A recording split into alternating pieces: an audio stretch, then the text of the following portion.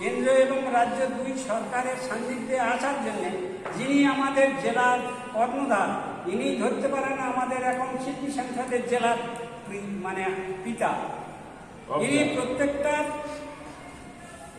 শিল্পীদের যাতে আগামী দিনে সুন্দর এবং ভবিষ্যৎ জীবনযাপন তারা করতে পারে, তাদের চাওয়া পাওয়া ওনার কাছ থেকে পূরণ হয়, তার জন্যে ক্ষুদিরামবাবু, আমি, রামবাবু, স্বরূপবাবু, স্বদেশবাবু, সুনীলবাবু আমরা আবেদন করেছিলাম আগামী দিনে যেন শিল্পীরা বিগত দিনের থেকে আরও উজ্জ্বল ভবিষ্যৎ নিয়ে তাদের চাওয়া পাওয়া পূরণ করতে পারে এবং আপনার সান্নিধ্যে আপনার সুনাম করে সর্বত্র প্রচার করতে পারে।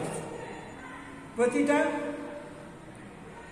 বিধানসভা ভিত্তিক আপনি আমাদের সর্বস্তরে সর্বসময় আপনি আমাদের পাশে থাকেন। তা উনি আমাদের যেটা বলেছিলেন অক্ষরে অক্ষরে উনি পালন করছেন। তা উনি একটা বাস বলেছিলেন, তখন গিয়েছিলেন উনি একটা বাসে, না দুটো বাসে কিন্তু দ্বিতীয়বার।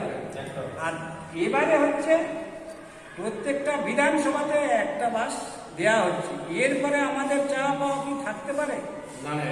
আমরা এটা প্রত্যেকের কাছে আমার ব্যক্তিগত সভাপতি হিসাবে, যেহেতু 10 জনে মিলে আমাকে সভাপতি করেছে, আমি সেই সভাপতির আসন রক্ষার্থে আমি সবার কাছে করজোড়ে অনুরোধ করব, প্রত্যেকটা ব্লক ভিত্তিক নয়, বিধানসভা ভিত্তিক একটা করে বাস নিয়ে সন্তুষ্ট থাকব। রথযাত্রায় যেটা পাব আমি খুব আশাবাদী আমাদের শিল্পীদের অদূর ভবিষ্যতে সুমঙ্গল হবে।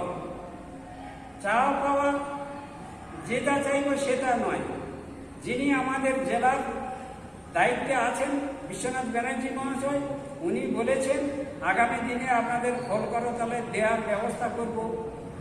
প্রয়োজন হলে আমরা বিভিন্ন সোসাইটিতে যাব, ভিক্ষাবৃত্তি করব, কিন্তু আমার জেলার এমন পরিকাঠামো আমি তৈরি করে দেবো আগামী দিনে পূর্ব মেদিনীপুর জেলাকে থেকে পশ্চিমবঙ্গের সমস্ত জেলা চলবে।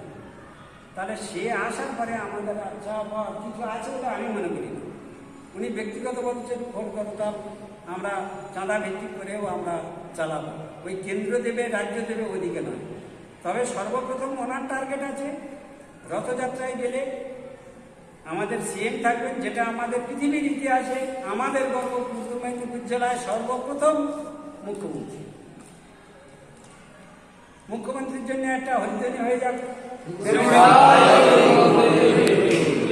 ব্যানার্জি বাবু এই কথা প্রসঙ্গে ব্যানার্জি বাবুর জন্য একটা রাজ্য স্তরে ব্যানার্জি বাবু এবং আমি গিয়েছিলাম, সেখানে